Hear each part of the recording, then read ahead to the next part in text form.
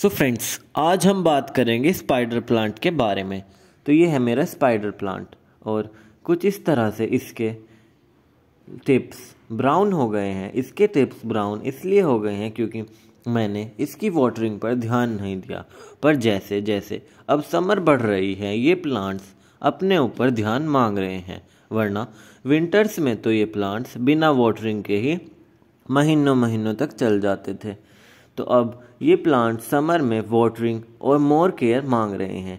ये इसका रनर है, देखिए इसका रनर कितना बड़ा हो गया है। जैसे ये अपनी एक बेल सी छोड़ता है, इसे रनर कहते हैं। और इसके रनर्स पे ही इसके न्यू बर्ड्स, न्यू बेबीज रहते हैं, इसकी नई जनरेशन रहती है। तो इसकी प्रोपोगेशन इजीली इस न्यू बर्ड्स से हो जाती है। ये देखिए इसमें कैसे छोटी सी रूट भी निकली है, ये इजीली प्रोपोगेट हो जाते हैं। ये मैं अभी आपको बाद में बताऊंगा। तो ये देखिए, ये ऐसा लग रहा है जैसे स्पाइडर है। तो इसकी बर्ड स्पाइडर के फॉर्म में होती है और ये जाले से छोड़ता है। इसका रनर ऐसा लगता है जैसे जाला हो, तो इसलिए हम इसे स्पाइडर प्लांट कहते हैं। ये देखिए, ये बिल्कुल स्पाइडर की तरह लगते हैं और इसके हर रनर पर ऐसे बर्ड्स आ रहे हैं प्रोपोगेशन के लिए। ये देखिए, इसलिए ये इजीली प्रोपोगेट है। इसे हमें ज़्यादा किसी मेहनत और जद्दोजहद से प्रोपोगेट नहीं करना पड़ता। ये अपने आप भी हो जाते हैं प्रोपोगेट। अगर हम इन्हें मिट्टी में नहीं भी लगाते फिर भी अपने आप ही प्रोपोगेट हो जाते हैं। और ये देखिए, ये बिल्कुल स्पाइडर की तरह लग रहा है। ये मेरे हाथ पे भी ऐसा लग रहा है जैसे स्पाइडर चल रहा हूँ, तो इसलिए हम इन्हें स्पाइडर प्लांट कहते हैं।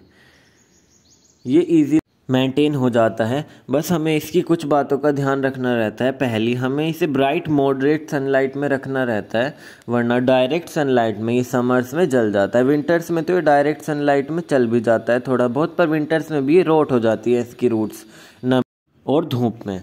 तो इसलिए हमें इसे विंटर्स में भी इंडोर ही रखना चाहिए। पर जैसे कि अब समर आ रही है तो हमें इसे मॉडरेट ब्राइट सनलाइट में रखना चाहिए। किसी विंडो के पास ये बहुत अच्छा चलता है। ये देखिए कितना हेल्दी प्लांट है और इसकी पत्तियाँ इतनी शाइनिंग रहती है। यही एकमात्र ऐसा प्लांट है जो नासा से भी प्रूव्ड है एयर प्योरीफिकेशन के लिए, और ये इंडोर बहुत अच्छा चलता है।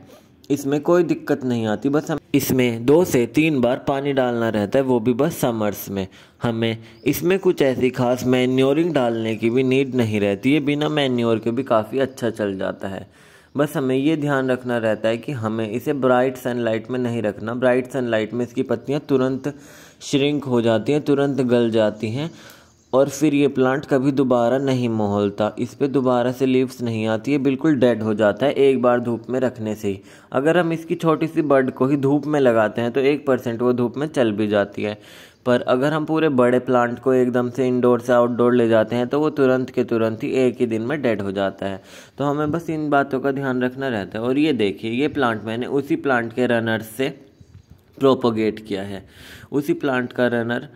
और ये देखिए, जो एक छोटा सा प्लांट दिख रहा है ये अपने आप ही निकल गया है, ये मैंने नहीं निकाला। और ये देखिए, ये प्लांट मैंने धूप में रखा था। ये मैंने आप सबको इसलिए दिखाया, मैंने विंटर्स में धूप में रखा था। तो कैसे इसके नीचे की सारी पत्तियाँ जल चुकी हैं, गल चुकी हैं, रोट हो गई हैं और सूख भी गई हैं।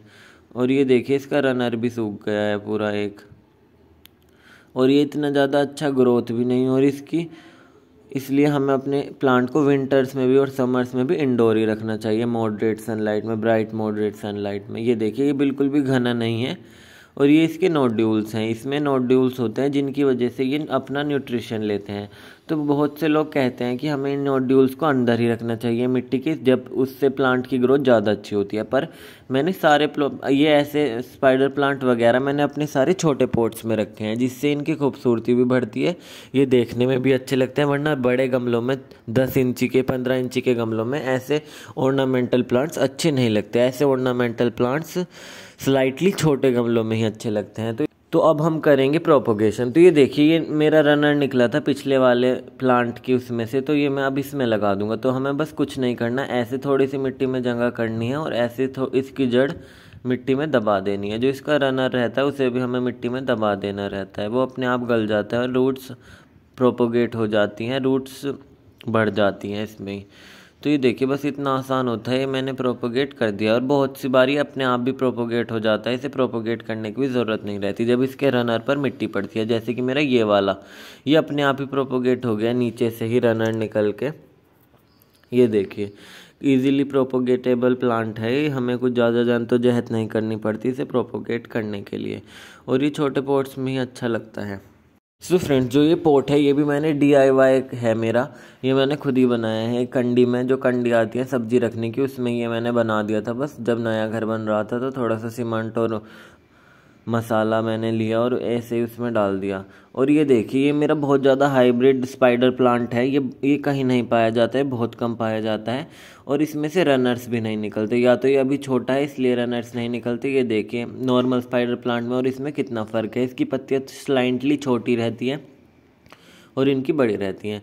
तो ये प्लांट मैं आपको इसलिए लाया था दिखाने के लिए कि ये प्लांट मैंने बाहर रखा था अपना, मतलब थोड़ा सा डायरेक्ट सनलाइट में रखा था, तो अभी ज़्यादा सनलाइट नहीं आती तो इसकी ये हालत है। इसकी नीचे से सारी पत्तियाँ ऐसे पीली हो गई हैं और वो कैमरे में इतनी अच्छी तरह नहीं दिख रही। इसकी बहुत सारी पत्तियाँ पीली हो गई हैं डायरेक्ट सनलाइट की वजह से, और अभी तो ज़्यादा डायरेक्ट सनलाइट पड़ती भी नहीं, ज़्यादा वार्म सनलाइट, डार्क सनलाइट अभी पड़ती भी नहीं, और इसमें ये ऐसे हो गया। और ये देखिए इसमें पानी भी अभी मैंने कल ही पानी दिया था, ये पानी तुरंत सूख। इस प्लांट को मैंने शुरू से ही धूप में रखा था तो ये थोड़ी बहुत धूप इसलिए टॉलरेट कर भी रहा था, वरना नॉर्मली जो इंडोर रखते हैं हम स्पाइडर प्लांट वो तुरंत धूप नहीं करते। मेरे 2-3 स्पाइडर प्लांट ऐसे डेड हो चुके हैं डायरेक्ट सनलाइट में रखने के साथ।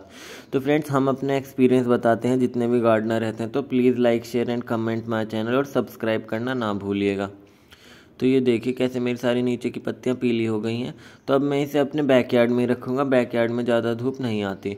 और इस प्लांट के अब तक तो रनर नहीं निकले, या तो अभी निकलेंगे आगे इस प्लांट में रनर, पर अब तक तो मेरे इस हाइब्रिड स्पाइडर प्लांट में नए रनर्स नहीं निकले हैं। इसे मैंने क्या कहते हैं, इसे भी मैंने प्रोपोगेट ही किया था अपने एक प्लांट से। एक मेरा बहुत बड़ा प्लांट था उसमें तो मुझे याद नहीं कि प्रोपोगेशन हो रही थी नहीं हो रही थी, रनर्स निकल रहे थे नहीं निकल रहे थे, पर मैंने उसमें से थोड़ा सा रूट के सहित ही निकाल के इसे अलग से लगाया था।